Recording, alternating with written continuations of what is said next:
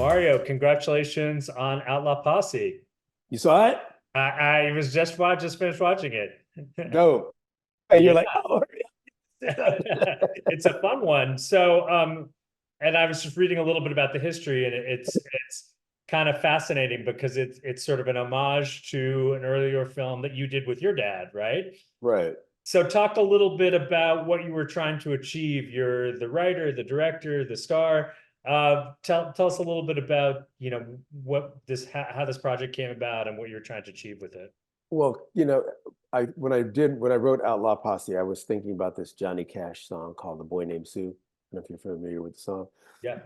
Where all his life, the boy has issues with his dad, and then he really starts to understand his father at a certain point inadvertently, and understand him in a different way. Mark Twain has a great quote where he says, "All my life, my father was an idiot, and then at 21, he was a genius," meaning I started to understand what the guy was doing. And I wanted a little bit of that vibe here, partly because in my own family, we've had a pretty strong paternal line. My grandfather put my dad to work when he was 8 years old in Chicago. My dad saw that one person could make a difference in whatever field they chose to be in, as my granddad did. And my father went off to college to become a writer and ended up saying people aren't reading books, but they're watching movies, so I'll be a director. And became a film director and gave me my first lines ever in a feature film. And my life has been such that he gave me my first lines in a feature film, and I gave him his last lines ever in a feature film. Oh, wow. And so when I did Posse, I had my dad, and then eventually, recently, my dad passed away, and then I did Outlaw Posse. My dad's no longer with us, but I had my son. I thought, wasn't it interesting connective tissue to be with dad here and then son and grandson.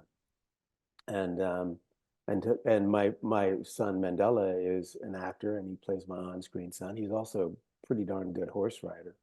He can ride. And it just all sort of fell into place. And then, not just that role, not the role, just the role he plays of Decker, but roles like Stagecoach Mary being played by Whoopi Goldberg, who really said, "I'm playing that role." And I was like, okay, I'm not going to, argue with you. Who might argue? So she's playing Stagecoach Mary, and she brings up in that the whole notion that most people don't even remember, which is that if you were African American, you couldn't even be a father prior to 1863, because if you were born enslaved, the slave owner made all the decisions for the child, not you as the black dad. You couldn't legally be a black dad. They get rid of you. So we didn't have that long to get our father game on. And I thought, it was kind of interesting in the Van Peebles family that we have had that strong lineage. And now my daughter's involved. In fact, that poster you're seeing behind you, my daughter Morgana shot, who's also an actor. So the Van Peebles family wears many hats, and today it's a cowboy. So talk a little bit about directing your son. What was that experience like for you? Tell us like the most difficult part and the easiest part about working with him. Um, well, it's kind of like an extension of our dynamic already. We have a pretty loving family where we play, we laugh, we joke a lot, and we hug a lot. I'm pretty huggy dad. And so I think there's a trust there, that we know we're flawed. I don't think any of us pretend to be, we know the whole family that we're works in progress ultimately. So in directing family, there, I guess for me there are three loves. Love what you do, which I do. Love and enjoy the folks you get to do it with, and then love what you say with your work. And if you get those three chakras to line up, then you're rich no matter what the paycheck is. So in that first one, I'm definitely enjoy the people I get to work with in particular, because, some of them, are related to me or friends, or and it's not just my biological family. It's like Joseph Culp, who's son of Robert Culp, plays the sheriff that says, black and white working in cahoots together. Who could have seen that coming? That our diversity in this movie is a strength of the posse. How many Westerns do you get to see where a black guy and a white guy rob a bank together as Butch Cassidy and the Sundance Kid. It's kind of rare, right? um, so part of it is that, when I'm directing my son, he knows that I'm doing it, coming at it from a place of love and a place of trust. And even if we disagree as father and son, we know as filmmaker and filmmaker actor that I'm really giving you the best thing. When I say turn a little and catch the light here, or do that angle there, or, go a little deeper in that scene here, because it's going to pay off over there, he knows that I have the whole picture in mind, right? Yeah.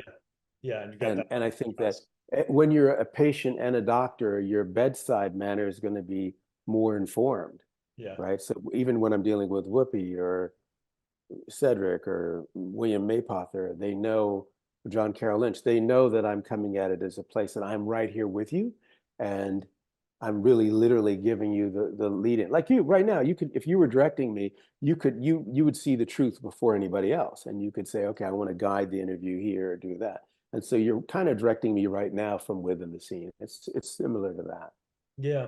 So talking, you mentioned some of them. You've got some big stars in this film: Whoopi, Cedric, the Entertainer, Edward James Olmos, a bunch of them. Emmett Walsh, Neil McDonough, Yeah. Cam, yeah.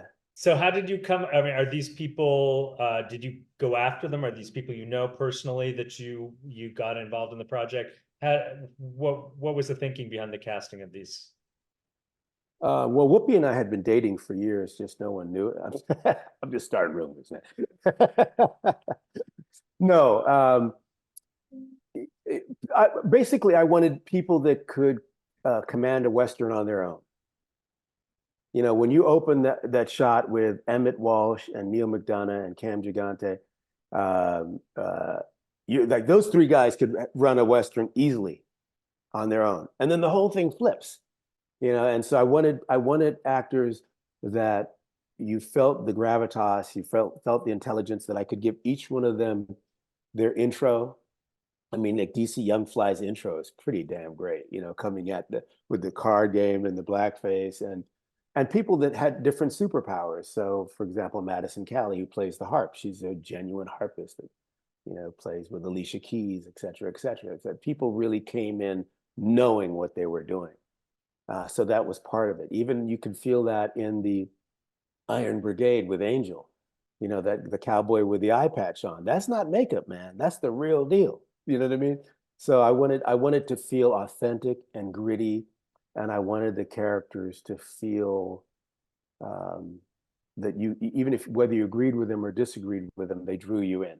That Angel, has one arm missing, one hand missing, can never play the violin, but has this weird love for Beethoven, and I like that, you know what I mean? That and sort of even though he's got sort of a Christian nationalist sort of MO, he's got this sort of understanding of environmentalism. And you're like, wow, that's it. So I guess I like characters that make me want to lean in Yeah. and make me want, and really that's real life. If you sit, you know, at the airport and turn to the person next to you, really look at them, you're going to find some really interesting stuff going on. And it's not always going to fit in the box you thought, Yeah. you know?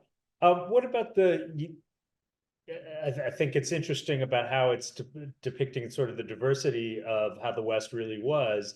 And, a lot of earlier Hollywood movies maybe whitewashed out the Black contribution to the Western.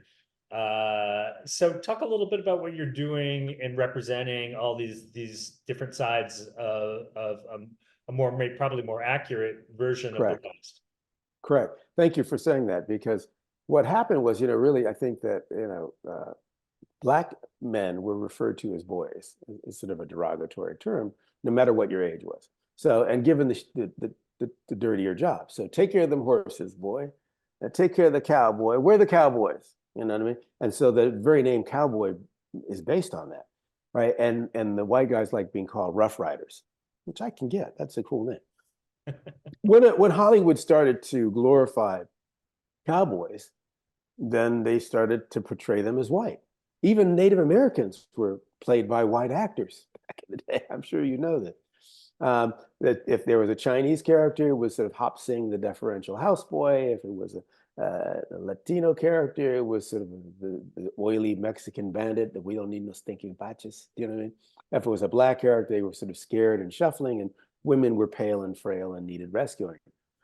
The reality, 1908, before women could vote, Stagecoach Mary is a badass chick, tall chick, has her shotgun, has her own stagecoach, and she has the first deal with the US government to run the mail up there. That's how bad she is before women could vote.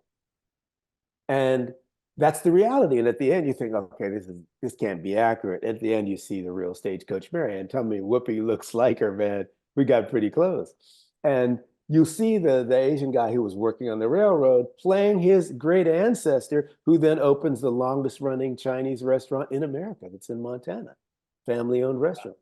You meet Jack Johnson and his lovely wife, white wife, and they open a club called Black and Tan, where folks of all colors were welcome. So a lot of times you go, well, those characters probably didn't exist. And then you see the real pictures of them at the end. And that's part of the excitement is, as Dr. King said, we either all take credit for this great country and understand our place in it, or we kind of unconsciously want to destroy it and fracture and break apart.